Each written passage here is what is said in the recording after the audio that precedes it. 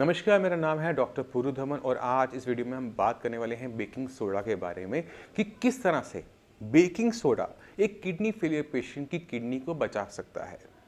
Baking soda जो होता है उसको हम सोडियम बाइकार्बोनेट कहते हैं केमिकली, और ये आप अक्सर मैक्सिमम किडनी फेलियर के पेशेंट अपनी मेडिसिन के अंदर ले रहे होते हैं। मगर ये काम क्या करती है बॉडी के अंदर, ये बहुत कम किडनी फेलियर पेशेंट्स को पता होता है।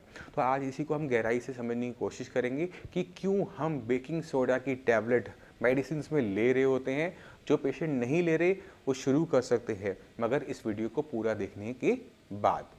बेकिंग सोडा की अहमियत को जानने के लिए हमें थोड़ा सा किडनी को गहराई से समझना पड़ेगा, क्योंकि हम सब जानते हैं कि किडनी का जो काम है वो यूरिन को बनाना, यूरिन में जितने भी गंदगी है बॉडी के अंदर उसको बाहर निकालना, इतना है। हम सब इतना जानते हैं, मैक्सिमम लोग इतना जानते हैं।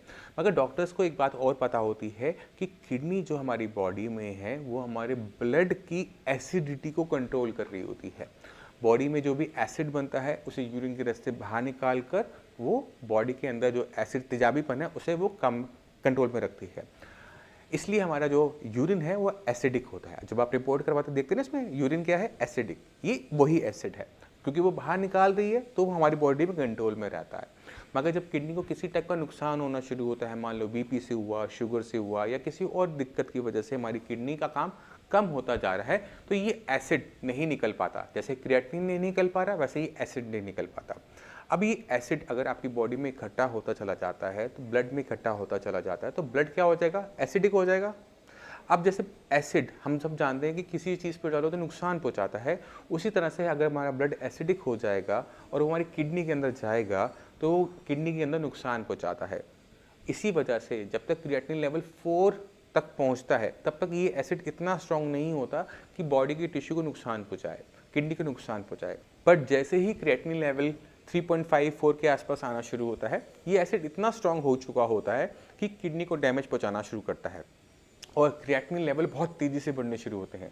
यानी अगर क्रिएटिनिन आपका पहले 2 था, 2 से 3 पहुंचने में कई साल लगाएगा, 3 से 4 पहुंचने में कुछ महीने लगाएगा, बट 4 के बाद वो हर महीने बहुत तेज़ी से चेंज होना शुरू हो जाता है, क्योंकि बॉडी में एक और कंडीशन तैयार हो जाती है किडनी फेलियर के साथ साथ, जिसे हम मेटाबॉलिक एसिडोसिस कहते हैं।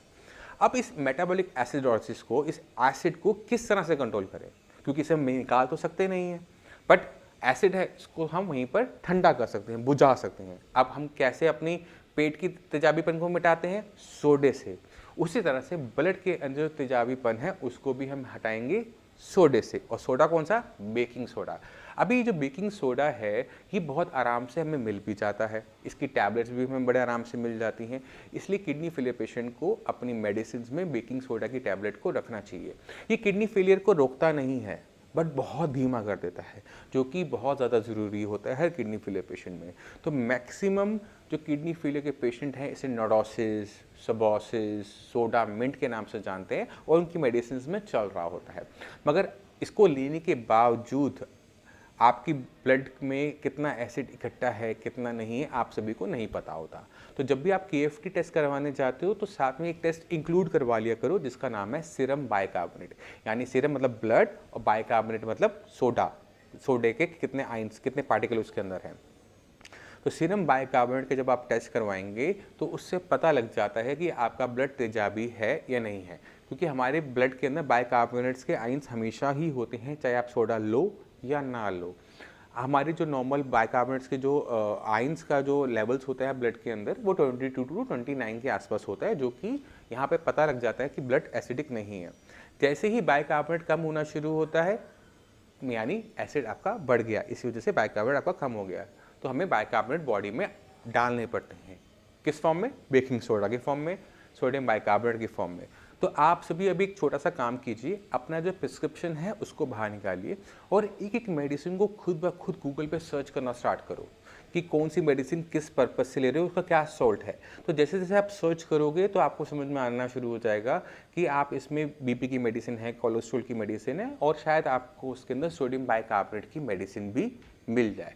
अगर आप सोडियम बाइकार्बोनेट की टैबलेट ले रहे हो नोडोसिस के नाम से, सबोसिस के नाम से, ये सोडामिड के नाम से, बिल्कुल ओके है। बस आपने KFT के साथ अपना ऐड करवाना है सीरम बाइकार्बोनेट का टेस्ट। अगर आप बिल्कुल नहीं ले रहे और लेवल्स आपके बहुत हाई हैं तो भी आपको टेस्ट की ज़रूरत है, और टेस्ट के हिसाब से ही आपको सोडियम बाइकार्बोनेट की जो अमाउंट है वो सजेस्ट की जा सकती है। और उसके लिए हमारे डॉक्टर्स हमेशा अवेलेबल रहते हैं। आप उनको कॉल कर उनसे पूछ सकते हो कि हमने इसको किस तरह से आगे बढ़ाना है, क्योंकि किडनी फेल को रोका जा सकता है, क्रिएटिनिन को कंट्रोल किया जा सकता है, उसे डाउन किया जा सकता है।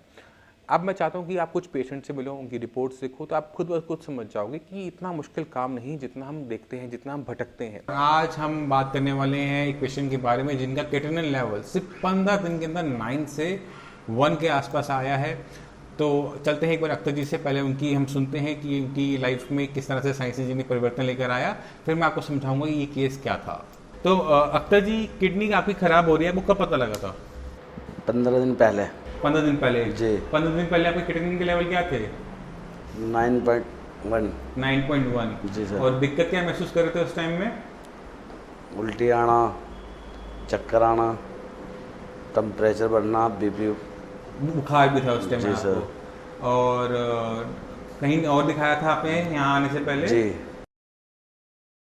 अच्छा, जहाँ डायलिसिस के लिए बोला गया था। डायलिसिस के लिए बोल दिया था जी आपको। सर।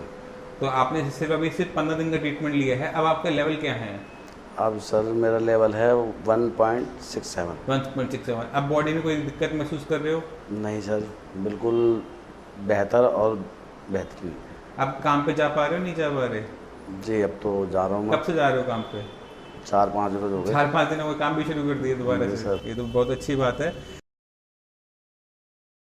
तो आपने खुद देखा कि किस तरह से अगर हम सही तरीके से चलते हैं तो हम अपने क्रिएटिनिन को डाउन कर सकते हैं, किडनी फेलियर को रोक सकते हैं, किस तरह से इसको रिवर्स कर सकते हैं। तो मैं उम्मीद करता हूँ इस वीडियो से आप काफ़ी कुछ समझ गए, बेकिंग सोडा की इंपॉर्टेंस को समझ गए कि क्यों वह आपकी मेडिसिन के अंदर ज़रूरी है।